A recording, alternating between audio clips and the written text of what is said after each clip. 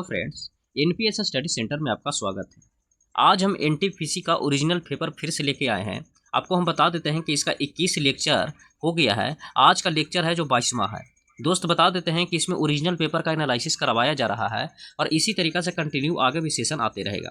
दोस्त बता देते हैं कि इस चैनल पर एलपी टेक्नीशियन और जेई के लिए साइंस का भी पेपर कराया जा रहा है, जिसमें फिजिक्स और केमिस्ट्री स्टार्ट हुई है। केमिस्ट्री और फिजिक्स फास्ट रिवीजन चल रहा है और इसी के साथ आपको बता देते हैं कि एनटीपीसी का मैथ भी इस पर सेशन चल रहा है। एनटीपीसी का मैथ भी इस पर सेशन चलाया जा रहा है। तो ये भी आप देख सकते हैं। चलते हैं, ये सेशन रुक गया था, अब स्टार्ट कर दिए हैं। देखिएगा पहला प्रश्न में आज का जो सेशन देखिएगा, आज का अगर हम बात करते हैं तो 10/2/2021 का एनालिसिस करवाएंगे। 10/2/2021 का एनालिसिस कराएंगे। तो चलते हैं, पहला प्रश्न में देखते हैं। पहला प्रश्न में बोला गया है, कहता है कि बताइए मंगल ग्रह के अंतरिक्ष भाग पर गहन करने के लिए नासा के द्वारा निम्नलिखित में से किस मिशन की घोषणा की गई है। मंगल ग्रह के आंतरिक भाग के गहन अध्ययन करने के लिए नासा के द्वारा किस मिशन की घोषणा किया गया है। तो इनसाइड मिशन की घोषणा किया गया था। इनसाइड मिशन की घोषणा किया गया था। अगर बात करते हैं नासा का, तो आपको पता है कि नासा के जो हेडक्वार्टर कहाँ है, इसका हेडक्वार्टर पड़ता है यूएसए में। अगर बात करिएगा नासा के बारे में, तो नासा के जो गठन हुआ था 1958 में इसका गठन हुआ था। 1958 में गठन हुआ था। हेडक्वार्टर कहाँ है, तो यूएसए में है। ठीक है, तो इसका राइट आंसर हो जाएगा ऑप्शन नंबर 3 कि जो गहन करने के लिए, अध्ययन करने के लिए नासा ने कौन सा घोषणा किया था, तो इनसाइट मिशन की घोषणा किया था। अगले प्रश्न देखिएगा, अगले प्रश्न में बोला गया है, बोला है कि बार्क मुंबई, बोला कि BARC बार्क मुंबई के संस्थापक निदेशक कौन थे। BARC मुंबई के संस्थापक कौन थे, तो होमी जहांगीर भाभा थे। होमी जहांगीर भाभा थे। अगर BARC का अगर बात करिएगा तो इनका हेडक्वार्टर कहाँ है, तो मुंबई में है। कहाँ, तो मुंबई ट्राम्बे में पड़ता है। अगर हम बात करते हैं BARC का, तो इसका हेडक्वार्टर का अगर बात करिएगा तो आपको हेडक्वार्टर देखने को कहाँ मिलेगा, तो ट्राम्बे में देखने को मिलेगा। ट्राम्बे में इसका हेडक्वार्टर देखने को मिलेगा। इसी के साथ बात करिएगा तो इसका गठन कब हुआ था, तो 1954 में इसका गठन हुआ था। 1954 में गठन हुआ था। इसका संस्थापक कौन थे, तो होमी जहांगीर भाभा थे। होमी जहांगीर भाभा थे। अगर विक्रम साराभाई की बात करिएगा तो विक्रम साराभाई किसके अध्यक्ष थे, पहला संस्थापक थे। तो इसरो का प्रथम संस्थापक पूछेगा कि बताइए कि इसरो का प्रथम संस्थापक कौन थे, तो विक्रम साराभाई थे। अगर इसरो का बात करिएगा तो इसरो का जो गठन हुआ था 1969 में हुआ था। 1969 में गठन हुआ था। 1969 में गठन हुआ था। अगर इसका हेडक्वार्टर का अगर बात करिएगा कि हेडक्वार्टर कहाँ है, तो हेडक्वार्टर इसका बेंगलुरु में है।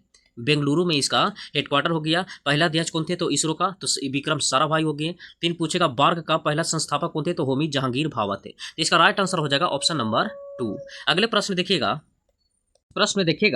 इस प्रश्न में बोला गया है कि भारतीय संविधान कब लागू हुआ था। तो भारतीय संविधान लागू हुआ था 1950 में। 1950 में भारतीय संविधान लागू हुआ था। 26 जनवरी 1950 को भारतीय संविधान लागू हुआ था। अगर इसी के साथ आपको हम बता देते हैं संविधान 26 जनवरी 1950 को लागू हुआ था, कि इसमें देखिएगा, इसमें एक पहला बैठक हुआ था 9 दिसंबर 1946 को। 9 दिसंबर 1946 को पहला बैठक हुआ था। 9 दिसंबर 1946 को पहला बैठक हुआ था।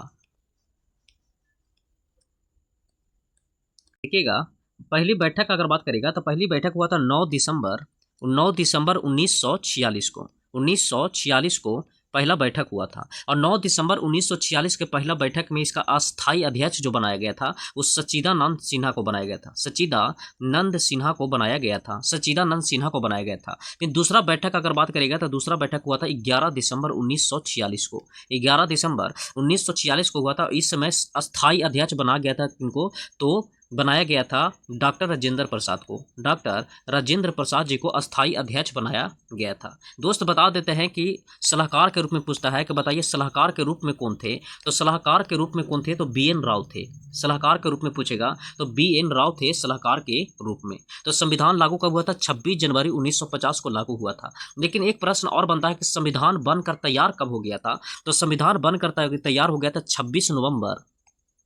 26 नवंबर 1949 को संविधान बनकर तैयार हो गया था। 26 नवंबर 1949 को संविधान बनकर तैयार हो गया था, इसीलिए संविधान दिवस का मनाया जाता है, तो 26 नवंबर को मनाया जाता है। तो यहाँ से प्रश्न बन सकता है कि संविधान बनकर तैयार कब हुआ था, तो 26 नवंबर 1949 को हुआ था। बताइए सलाहकार के रूप में कौन थे, तो BN राव थे। बताइए कि अस्थायी अध्यक्ष कौन थे, डॉक्टर राजेंद्र प्रसाद, और अस्थायी अध्यक्ष कौन थे, तो सच्चिदानंद सिन्हा थे। तो यहाँ राइट आंसर देखने को मिलेगा 1950। अगले प्रश्न देखिएगा, अगले प्रश्न में बोला गया है, बोला कि किस देश की भूभागीय, बोला है कि किस देश की भूभागीय क्षेत्रफल सर्वाधिक है, किस देश का भूभागीय क्षेत्रफल सर्वाधिक है, तो सर्वाधिक क्षेत्रफल किसका है, तो कनाडा का है। सर्वाधिक क्षेत्रफल बोलेगा तो कहाँ का है, तो कनाडा का है। इसी तरह का ऑस्ट्रेलिया का अगर बात करेगा तो संविधान संशोधन जो लिया गया था, समवर्ती सूची, ऑस्ट्रेलिया से क्या लिया गया था, तो समवर्ती सूची लिया गया था। समवर्ती संविधान में समवर्ती सूची कहाँ से लिया गया था, तो ऑस्ट्रेलिया से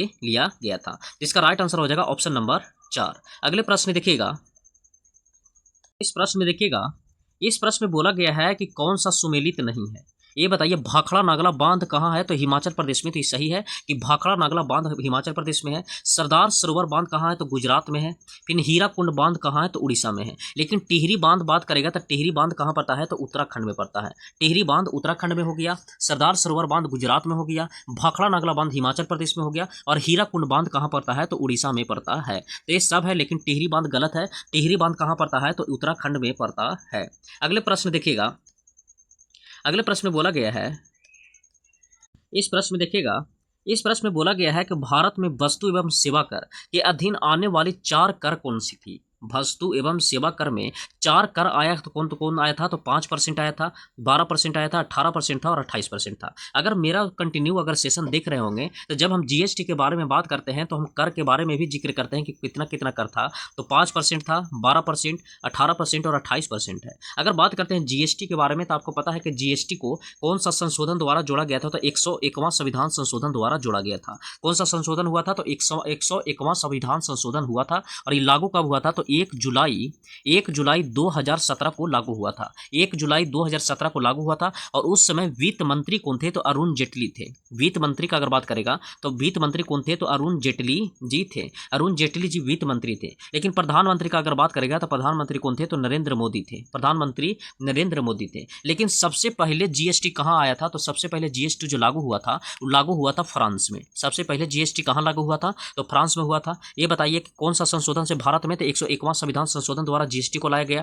कब लागू हुआ, तो 1 जुलाई 2017 को लागू हुआ। कौन थे वित्त मंत्री, तो अरुण जेटली थे। और PM उस समय कौन थे, तो नरेंद्र मोदी थे। तो राइट आंसर हो जाएगा ऑप्शन नंबर 2। अगले प्रश्न देखिएगा, प्रश्न में देखिएगा, इस प्रश्न में बोला गया है कि कौन सा रसायन है या गैस है जो ग्रीन हाउस गैस को उत्पन्न होने के लिए उत्तरदायी होता है। बोला है कि कौन सी रसायन गैस ग्रीन हाउस प्रभाव को उत्पन्न होने के लिए उत्तरदायी है। तो उत्पन्न होने के लिए जलवाष्प हो गया, CO2 हो गया और CFC क्लोरोफ्लोरोकार्बन हो गया। लेकिन आप कंफ्यूज होइएगा कि बताइए कि क्लोरोफ्लोरोकार्बन तो यहाँ है, लेकिन आपको हम बता देते हैं कि ग्रीन हाउस के लिए सबसे ज़्यादा जिम्मेदार गैस कौन सा होता है, तो CO2 होता है। तो CO2 कहाँ है, तो यहाँ हो गया। क्लोरोफ्लोरोकार्बन हो गया और जल वाष्प हो गया। तो राइट आंसर हो जाएगा ऑप्शन नंबर D। लेकिन आपसे पूछ लेगा कि बताइए ग्रीन हाउस गैस के लिए कौन सा सबसे ज़्यादा जिम्मेदार गैस है, तो सबसे जिम्मेदार गैस कौन होता है, तो CO2 गैस होता है। तो राइट आंसर हो जाएगा ऑप्शन नंबर 4। अगले प्रश्न देखिएगा, इस प्रश्न में देखिएगा, इस प्रश्न में बोला गया है कि लंदन में आयोजित प्रथम गोलमेज सम्मेलन के दौरान ब्रिटिश प्रधानमंत्री कौन थे। लंदन में आयोजित प्रथम गोलमेज सम्मेलन के दौरान ब्रिटिश प्रधानमंत्री कौन थे, तो उस समय ब्रिटिश प्रधानमंत्री बैठे थे, रैमसे मैकडोनाल्ड बैठे हुए थे। रैमसे मैकडोनाल्ड के समय लंदन में गोलमेज सम्मेलन चला था। लेकिन आपसे पूछेगा कि बताइए गोलमेज सम्मेलन 3 डेट में चला गया था। एक चला था 1930 में, पहला गोलमेज सम्मेलन चला था। दूसरा की बात करेगा तो 31 में चला था।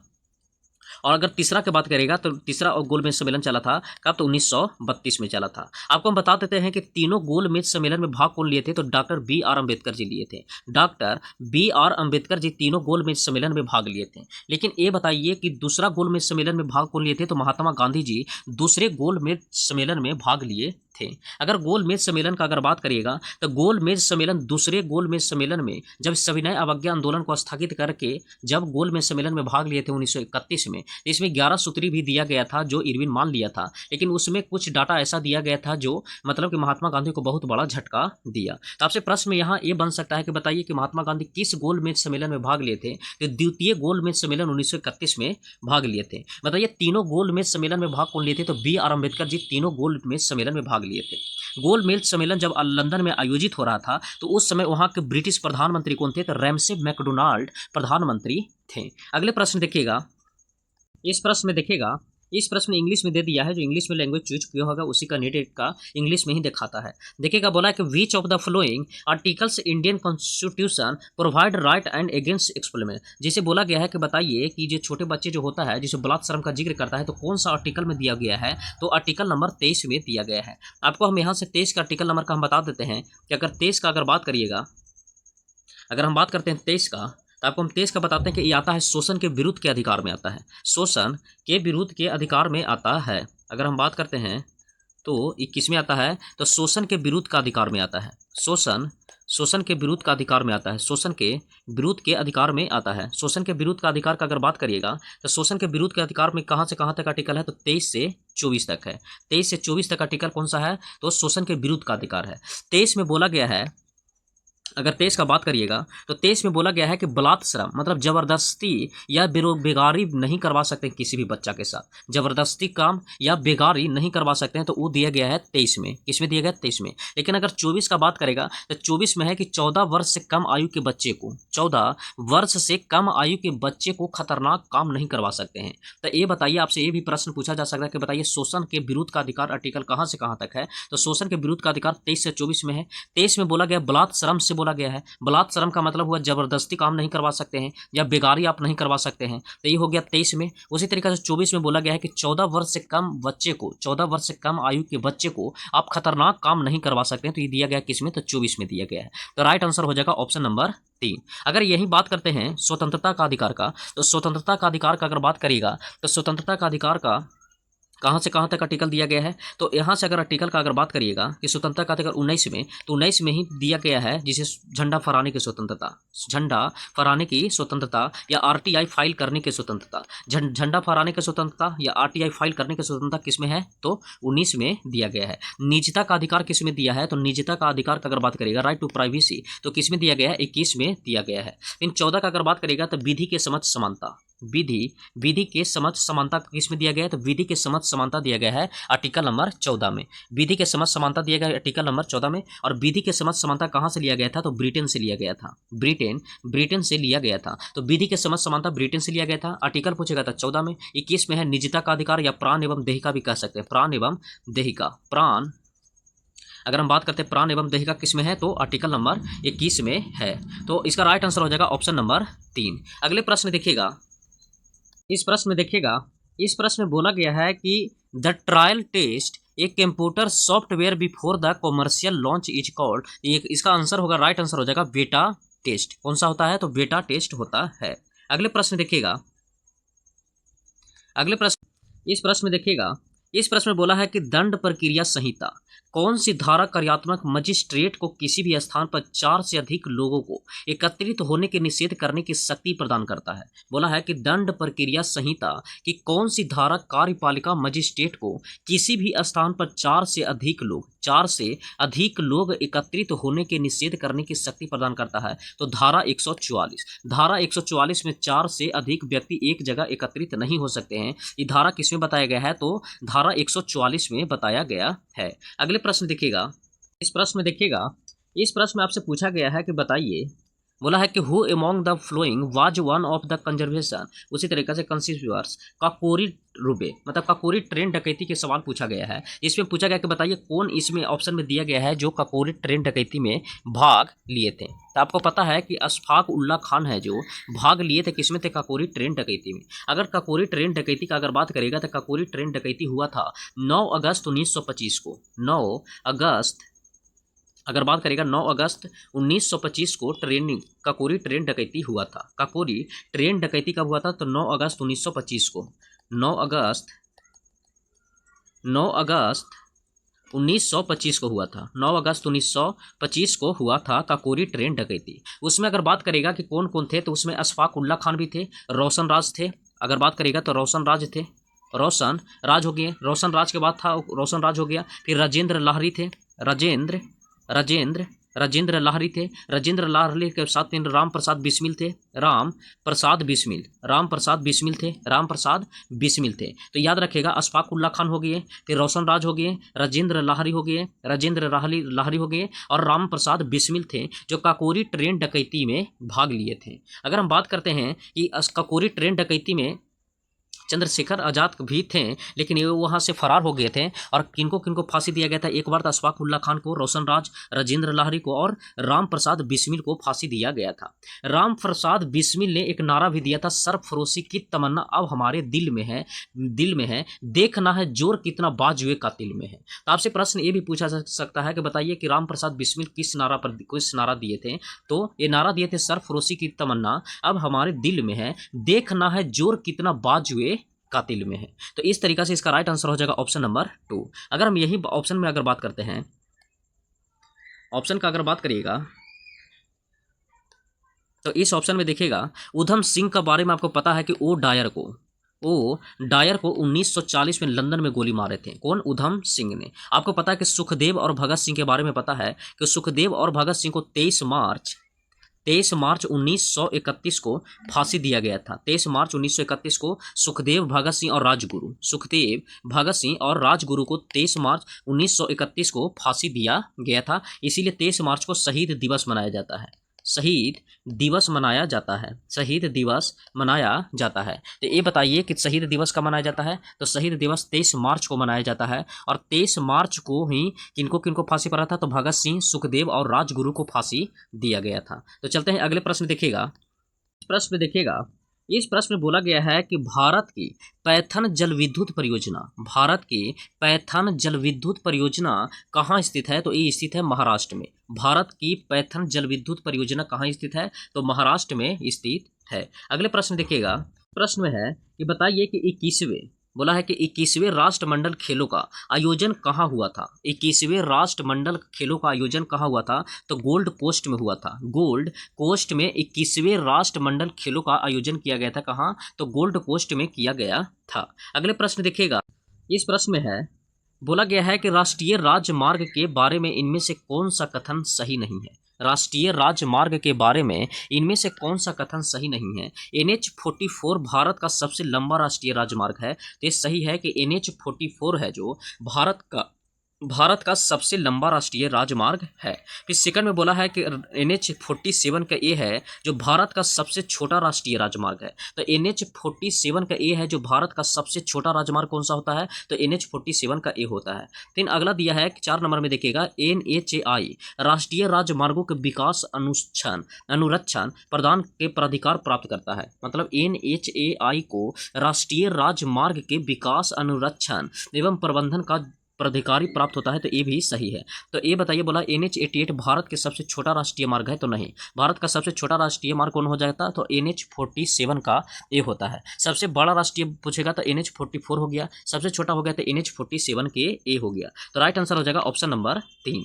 अगले प्रश्न देखिएगा।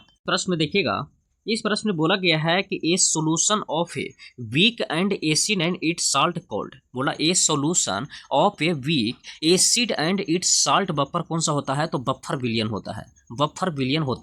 अगर बफर विलियन का आपको बता देते हैं तो बफर विलियन एक ऐसा विलियन होता है जिसमें अम्ल और क्षार की अल्प मात्रा मिलाने पर अपनी अम्लीयता और क्षारकता पर कोई भी मतलब ऐसा विशेष परिवर्तन नहीं करता है या अवशोषित कर लेता है। तो इसको हम बोलते हैं बफर विलियन। कौन सा बोलते हैं? तो बफर विलियन बोलते हैं। तो राइट आंसर हो जाएगा ऑप्शन नंबर 3। ऑप्शन नंबर 3 होता है। ठीक है। अगर हम बात करते हैं थोड़ा अम्ल और क्षार का कंसेप्ट देखिएगा तो आपको हम बताते हैं कि अम्ल प्रबल अम्ल और प्रबल क्षार पूछ लिया जाता है। तो अगर प्रबल अम्ल का बात करेगा तो प्रबल अम्ल जो होता है वो H+ तेजी से देता है। अगर दुर्बल अम्ल का अगर बात करेगा कि दुर्बल अम्ल कौन सा होता है, तो दुर्बल अम्ल जो होता है वो H+ धीमा देता है। और प्रबल अम्ल होता है जो H+ तेजी से देता है। उसी तरीके से प्रबल क्षार का अगर बात करिएगा तो प्रबल जो क्षार होता है वो प्रबल क्षार होता है जो OH- तेजी से देता है। और दुर्बल क्षार का बात करेगा तो OH- धीमा देता है। तो आपसे पूछा जा सकता है कि बताइए प्रबल अम्ल क्या देता है? तो H+ तेजी से देता है। और दुर्बल अम्ल होता है है जो H+ धीमा देता है। प्रबल क्षार का बात करेगा तो AOH- तेजी से देता है। तो राइट आंसर हो जाएगा ऑप्शन नंबर 3। ठीक है, अगले प्रश्न देखिएगा।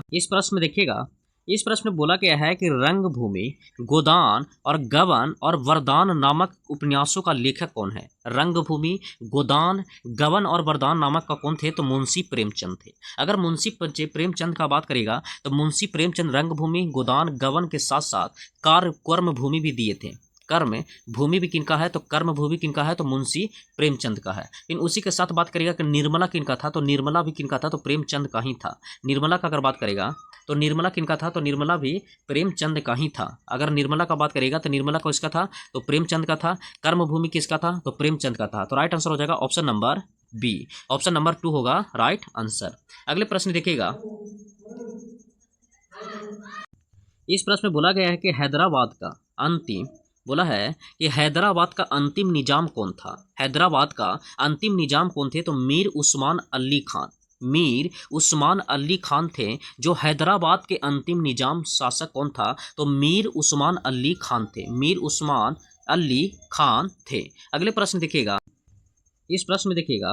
इस प्रश्न में बोला गया है कि किस वास्तुकार ने मुंबई में स्थित गेटवे ऑफ इंडिया का डिजाइन किया था। किस वास्तुकार ने मुंबई में स्थित गेटवे ऑफ इंडिया का डिजाइन किया था, तो जॉर्ज विटेट ने किया था। किसने, तो जॉर्ज विटेट ने गेटवे ऑफ इंडिया का डिजाइन किया था। अगर बात करेगा एडविन लुटियंस का, तो संसद का डिजाइन कौन किया था, संसद भवन का डिजाइन कौन किया था, तो एडविन लुटियंस ने किया था। लेकिन गेटवे ऑफ इंडिया का डिजाइन किसने किया था, तो जॉर्ज विटेट ने किया था। जॉर्ज विटेट ने किया था। अगले प्रश्न देखिएगा।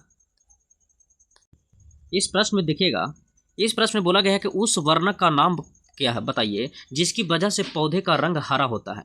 बोला है कि उस वर्णक का नाम बताइए जिसकी वजह से पौधे हरा होता है, तो क्लोरोफिल के कारण पौधा हरा होता है। अगर बात करते हैं कि प्रकाश संश्लेषण भी इसी से होता है। पेड़ पौधे प्रकाश संश्लेषण भी किससे करते हैं, तो प्रकाश संश्लेषण भी इसी से करते हैं। लेकिन ये बताइए कि भोजन को अगर कहते हैं तो संचित कहाँ रखा जाता है, तो वो किया जाता है ल्यूकोप्लास्ट में। ल्यूकोप्लास्ट में भोजन को संचित रखा जाता है। तो पूछेगा कि क्लोरोफिल में होता है, प्रकाश संश्लेषण होता है। अगर बात करेगा भोजन संचित कहाँ होता है, तो ल्यूकोप्लास्ट में होता है। तो क्लोरोप्लास्ट होता है और ल्यूकोप्लास्ट होता है। अगर हम यही बात करेंगे, अगर लवक का अगर बात करिएगा तो लवक में 3 गो होता है। एक होता है क्लोरोप्लास्ट होता है, एक होता है ल्यूकोप्लास्ट होता है, ल्यूकोप्लास्ट होता है, और एक होता है क्रोमोप्लास्ट होता है। अगर हम बात करते हैं क्रोमोप्लास्ट होता है। तो क्लोरोफिल में होता है, तो क्लोरोप्लास्ट में होता है जो प्रकाश संश्लेषण होता है। प्रकाश संश्लेषण के माध्यम से भोजन निर्माण होता है। ल्यूकोप्लास्ट में भोजन संचित होता है। पूछेगा कि भोजन संचित किस में होता है, तो ल्यूकोप्लास्ट में। और क्रोमोप्लास्ट होता है जो कलर प्रदान करता है। क्रोमोप्लास्ट में कलर प्रदान करता है, तो कलर के लिए जिम्मेदार कौन सा होता है, तो क्रोमोप्लास्ट। भोजन संचित कौन करता है, ल्यूकोप्लास्ट। और क्लोरोप्लास्ट होता है जो प्रकाश संश्लेषण करके भोजन को निर्माण करता है। तो आपसे पूछा है कि किसकी वजह से पौधा हरा रंग होता है, तो क्लोरोफिल के कारण पौधा हरा रंग होता है। अगले प्रश्न देखिएगा। बोला गया है कि भारत के इनमें से किस राज्य की सीमा नेपाल से नहीं जुड़ी हुई है। भारत के इनमें से किस राज्य की सीमा नेपाल से जुड़ी नहीं हुई है, तो किसका, तो त्रिपुरा को नेपाल से जुड़ा हुआ नहीं है। उत्तर प्रदेश टच करता है, उत्तराखंड करता है, बिहार करता है, लेकिन त्रिपुरा है जो नेपाल से टच नहीं करता है। अगले प्रश्न देखिएगा। इस प्रश्न में बोला गया है कि दिहांग पटकाई वन जीव अभयारण्य कहाँ स्थित है। तो दिहांग पटकाई वन जीव अभयारण्य कहाँ पड़ता है, तो असम में पड़ता है। दिहांग पटकाई वन जीव अभयारण्य कहाँ पड़ता है, तो असम में पड़ता है। काजीरंगा नेशनल पार्क पूछेगा कि काजीरंगा नेशनल पार्क कहाँ पड़ता है, तो काजीरंगा नेशनल पार्क कहाँ पड़ता है, तो असम में। डिब्रू सिकोवा कहाँ पड़ता है, डिब्रू सिकोवा कहाँ पड़ता है, तो डिब्रू सिकोवा भी कहाँ पड़ता है, तो असम में ही पड़ता है। अगर असम का बात करेगा तो माजुली द्वीप भी कहाँ पड़ता है, तो माजुली द्वीप ब्रह्मपुत्रा नदी के तट पर पाया जाता है। कहाँ, तो असम में। माजुली द्वीप कहाँ पड़ता है, तो माजुली द्वीप का अगर बात करेगा तो माजुली द्वीप कहाँ पड़ता है, तो असम में पड़ता है। काजीरंगा नेशनल पार्क कहाँ है, तो असम में है। डिब्रू सिकोवा कहाँ है, तो असम में है। इसी के साथ अगर हम बात करते हैं असम का, तो आपको पता है कि असम में सत्रिया नृत्य जो लेटेस्ट में जुड़ा हुआ है, इस सत्रिया कहाँ से है, तो असम से है। अगले देखिएगा, मेघालय का अगर बात करेगा तो गारो खासी अगर बात करिएगा गारो खासी अगर जयंतियाँ के बारे में, तो गारो खासी जयंतियाँ गारो खासी जयंतिया कहाँ पड़ता है? तो मेघालय में पड़ता है। गारो खासी जयंतिया कहाँ है? तो मेघालय में है। अगले प्रश्न देखिएगा, इस प्रश्न में बोला गया है कि कौन सा मलेरिया का परजीवी है? कौन सा मलेरिया का परजीवी है? तो मलेरिया का परजीवी होता है प्लाज्मोडियम। मलेरिया का परजीवी कौन सा है? तो प्लाज्मोडियम है। मलेरिया का परजीवी कौन सा है? तो प्लाज्मोडियम है। अगर बात करेगा मलेरिया कौन सा है, तो मलेरिया होता है प्रोटोजोआ से। प्रोटोजेवा से कौन सा होता है? तो प्रोटोजोआ से होता है। Protozoa, protozoa. तो मलेरिया किसकी कमी से होता है? तो प्रोटोजोआ हो गया। अगर प्रोटोजोआ का अगर बात करिएगा तो प्रोटोजोआ में ही रहता है पेचिस भी होता है। अगर पेचिस बीमारी किससे होता है? अगर पेचिस के बारे में पूछेगा तो पेचिस भी प्रोटोजोआ से है। पेचिस प्रोटोजोआ से है। ठीक उसी तरीके से अगर बात करते हैं प्लाज्मोडियम किसका वाहक है? तो मलेरिया का वाहक है। मलेरिया की खोज रोनाल्ड रॉस ने किया था। मलेरिया की खोज किसने किया था? तो रोनाल्ड रॉस ने किया था। तो राइट आंसर हो जाएगा ऑप्शन नंबर 3। अगले प्रश्न देखिएगा, इस प्रश्न में बोला है कि घरेलू मुद्रा के ब्राह मूल्य में कमी को क्या कहा जाता है? घरेलू मुद्रा के ब्राह मूल्य में कमी को क्या कहा जाता है? तो मुद्रा अवमूल्यन कहा जाता है। मुद्रा अवमूल्यन कहा जाता है कब? जब घरेलू मुद्रा के ब्राह मूल्य में कमी हो जाता है, उसी को मुद्रा अवमूल्यन कहा जाता है। मुद्रा अवमूल्यन कहा जाता है। अगले प्रश्न देखिएगा,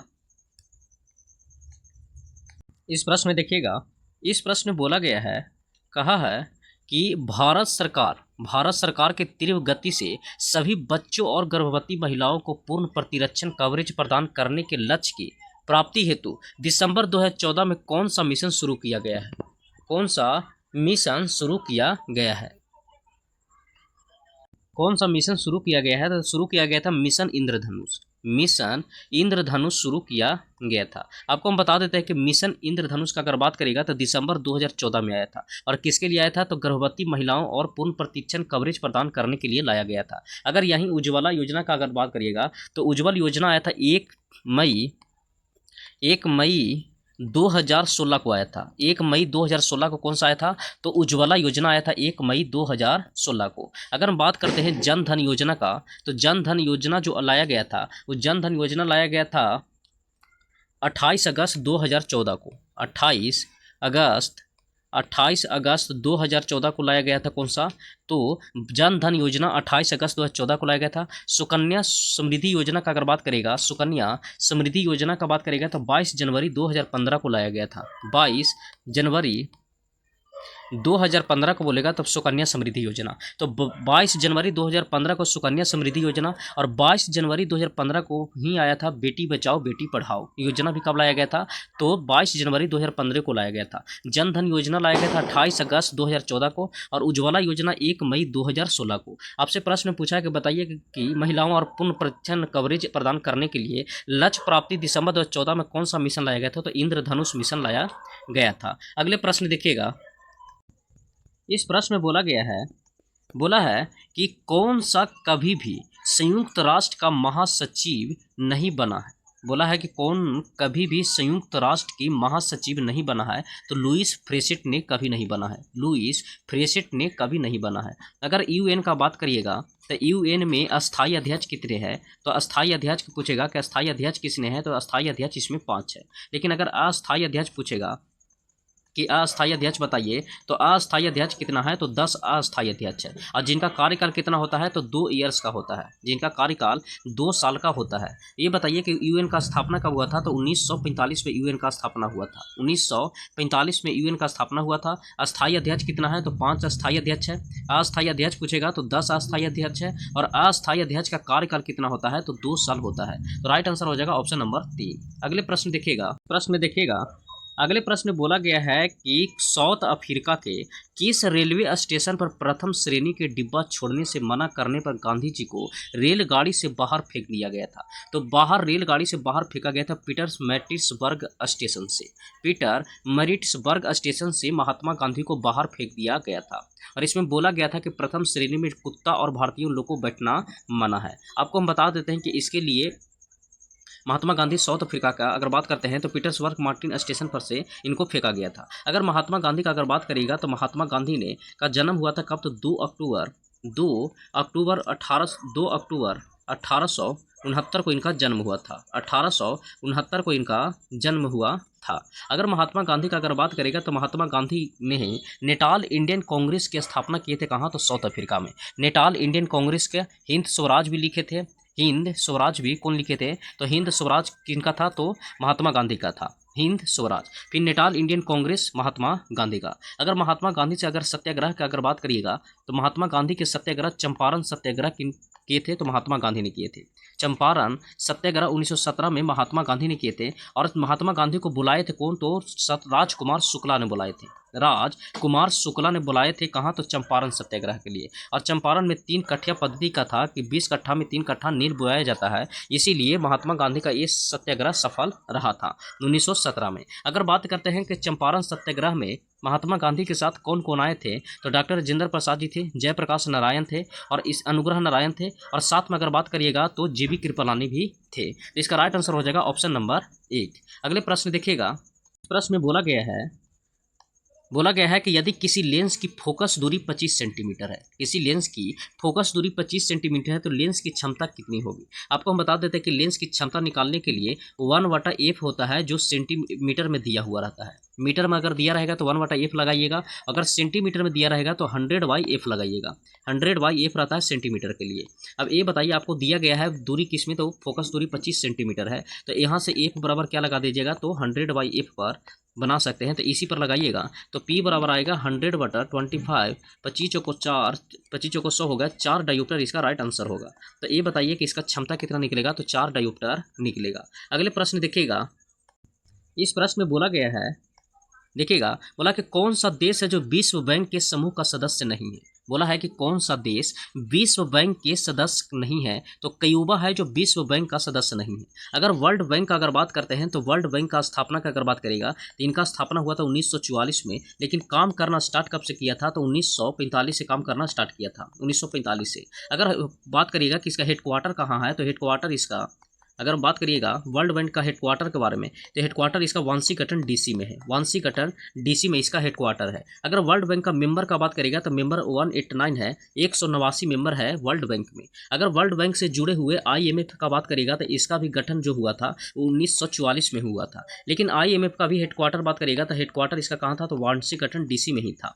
अगर IMF में मेंबर का बात करेगा तो मेंबर इसमें कितना है, तो मेंबर टोटल 190 है। तो IMF या वर्ल्ड बैंक का स्थापना 1944 में हुआ था, काम करना स्टार्ट किया 1945 में। हेडक्वार्टर कहाँ है, तो वाशिंगटन डीसी में है। वर्ल्ड बैंक में मेंबर कितना है, तो 189 और 189, और IMF में कितने मेंबर है, तो 190 मेंबर है। तो इसका राइट आंसर हो जाएगा क्यूबा, जो वर्ल्ड बैंक का सदस्य नहीं है। अगले प्रश्न देखिएगा, इस प्रश्न में बोला है कि भारत अगर बात करते हैं तो भारत के लिए समुद्री मार्ग की खोज किसने किया था, तो भारत के लिए समुद्री मार्ग की खोज किया था वास्को डी गामा ने। और वास्को डी गामा ने भारत कब पहुंचा था, तो 1498 में पहुंचा था।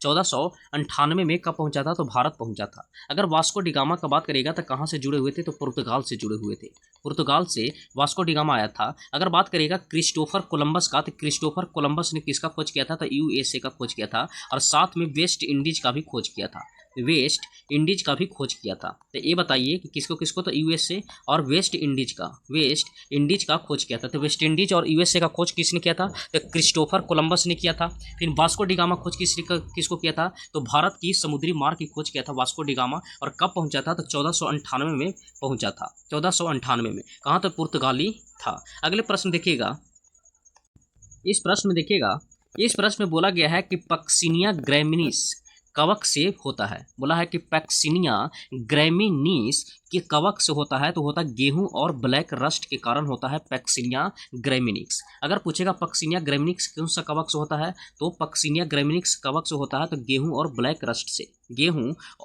रस्ट से होता है। तो इसका राइट आंसर हो जाएगा ऑप्शन नंबर 4।